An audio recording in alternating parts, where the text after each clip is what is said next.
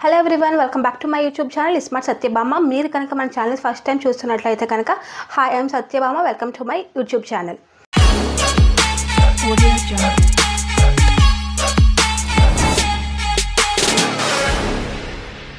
So ఈరోజు video ఏంటంటే, నేను a day in my life video చేద్దాం అనుకుంటున్నాను. అంటే జనరల్గా ఈ రోజు అంతా నేను ఏం చేస్తాను అనేది చూపించాలనుకుంటున్నాను.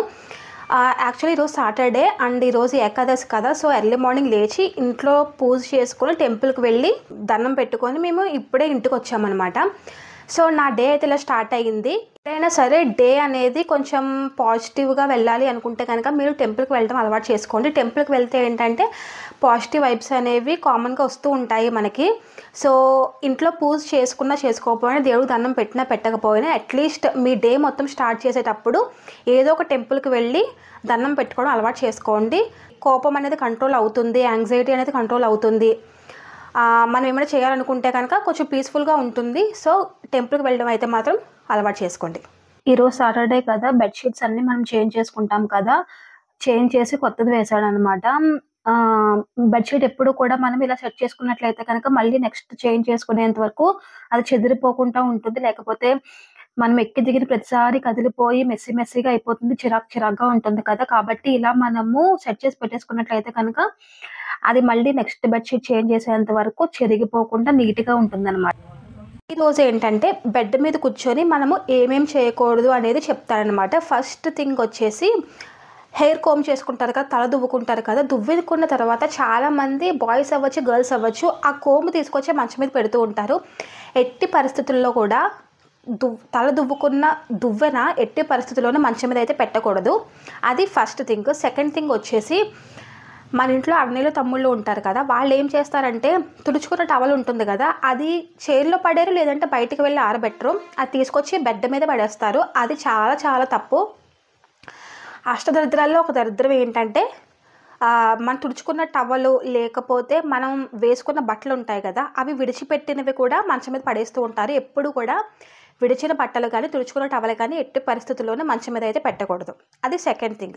ఇంకా థర్డ్ థింగ్ వచ్చేసి ఈ మధ్యన బాగా అలవాటు అయిపోయింది ఏంటంటే మంచం మీద కూర్చొని భోజనం చేయడం, స్నాక్స్, వాటర్ తాగడం, ఇంక అన్నీ సరే మంచం మీదకే అలవాటు చేస్తూ ఉన్నారు పేరెంట్స్ కూడా. ఎప్పుడు కూడా మంచం మీద కూర్చొని మనం భోజనం చేయకూడదు. మీరు కావాలనుకుంటే కిందన కూర్చోండి, లేదు అంటే కనుక డైనింగ్ టేబుల్ మీద కూర్చొని తినడం అలవాటు చేసుకోండి. మంచం మీద ఎట్టి పరిస్థితుల్లో కూడా భోజనం అనేది చేయొద్దు కూడా. ఈ మధ్య నా డేని రాగిజావతో స్టార్ట్ చేస్తున్నాను నేను. అంటే మార్నింగ్ బ్రేక్ఫాస్ట్ కంటే ముందు రాగిజావ తీసుకుంటున్నాను రెగ్యులర్గా. అది హెల్త్కి చాలా మంచిది. దానివల్ల మనకి హెల్త్ బెనిఫిట్స్ చాలా ఉన్నాయి. ఆల్రెడీ నేను దీని మీద ఒక షార్ట్ చేసి పెట్టాను. ఇది మనకి వెయిట్ లాస్కి కూడా బాగా యూజ్ అవుతుంది. కాకపోతే ఏంటంటే మోడరేట్గా తీసుకోవాలి, ఎక్కువగా తీసుకోకూడదు. ఎక్కువగా తీసుకుంటే మనకి bloating problem and weight gain అయ్యే ఛాన్సెస్ కూడా ఉన్నాయి. కాబట్టి మోడరేట్గా తీసుకున్నట్లయితే కనుక, అంటే ఒక 250 ml వరకు తీసుకుంటే సరిపోతుంది, అంతకంటే ఎక్కువ తీసుకోకూడదు. వెయిట్ లాస్కి కొంచెం హెల్ప్ అవుతుందన్న ఇంటెన్షన్తో నేను దీన్ని రెగ్యులర్గా తీసుకోవడానికి ట్రై చేస్తున్నాను.